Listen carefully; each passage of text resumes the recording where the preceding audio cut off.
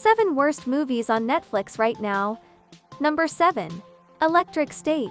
Anthony and Joe Russo reunite with their longtime collaborators, writing duo Christopher Marcus and Stephen McFeely, and bring their high-intensity action sensibilities honed in the Marvel Cinematic Universe to an adaptation of the contemplative and melancholy artwork of Simon Stlenhag. If that combination sounds like two opposing forces destined for disaster, then your instincts are correct. Electric State takes man versus machine tropes from other science fiction media and puts them in a blender with a slew of celebrities for a bit of extra flavor.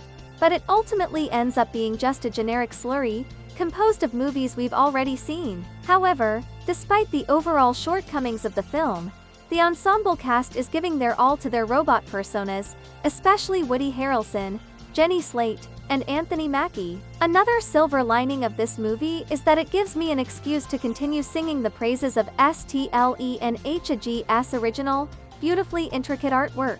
Number 6. After Ever Happy. The fourth in the After series of movies, based on the romance novels by Anna Todd. After Ever Happy feels like the I Can Fix Him meme as a film, following the tumultuous relationship between two young adults, played by Josephine Langford and Hero Fiennes Tiffin. These films have developed a devoted cult following. It makes sense, with the rise of book talk and romance novels of all types moving more into the mainstream, that there are hungry readers out there who are ravenous for live-action adaptations of their favorite stories. And this film perfectly captures the feelings of angst and tormented attraction found in the original novels. Unfortunately, it's a double-edged sword, as the pacing and heightened emotions of the books don't translate as well to film, and most viewers aren't as forgiving as you average reader. But hey, check it out, and see if you get sucked into the cult. Number 5. The Kissing Booth.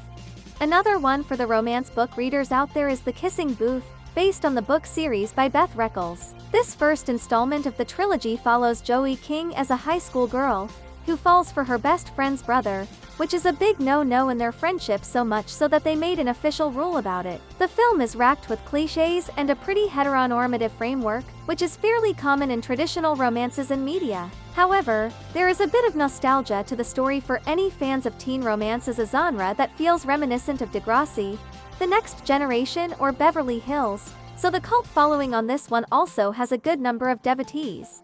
Number 4. The Emoji Movie.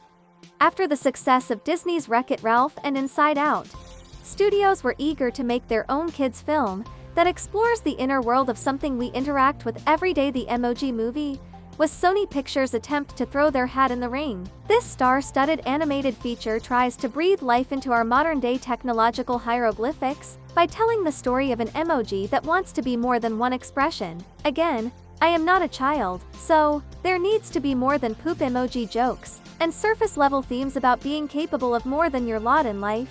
But I'm sure those little prepubescent munchkins gobble that stuff up. Unfortunately, it simply lacks the full family appeal of the movies it attempts to imitate. But, once more, I have to give props to the voice cast, specifically Anna Faris and Maya Rudolph. Number 3. The Cat in the Hat.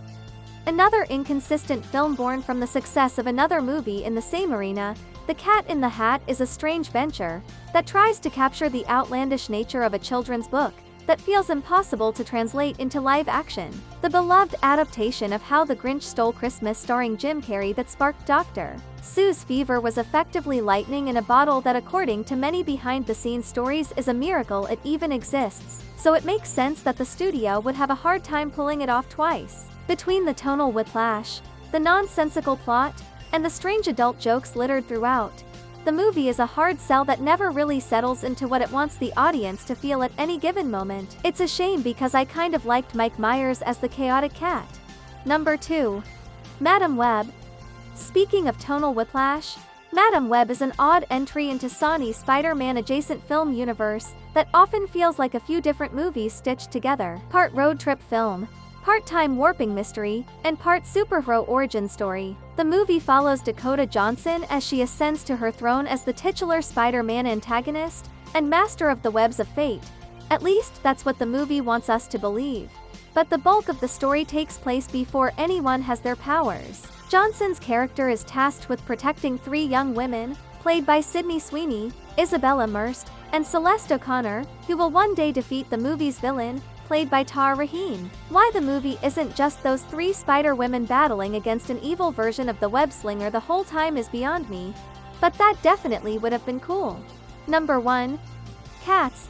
Every decision made on Cats is so astonishingly bewildering that it keeps me up at night. Why CGI the actors into uncanny for monstrosities? Why not make Andrew Lloyd Webb's collection of vibey musical vignettes into a more coherent narrative? Why did the cat played by Rebel Wilson eat those roaches with human faces before stripping off her skin to reveal a dancer's outfit? The world needs to know. Of all the films on this list, this is one that every person should experience at least once in their life, maybe more. Each time you watch, there will be something new you discover that makes your mind stop in its tracks and question reality. Then, once you finally feel grounded, they will release the butthole cut for you to enjoy with your friends all over again.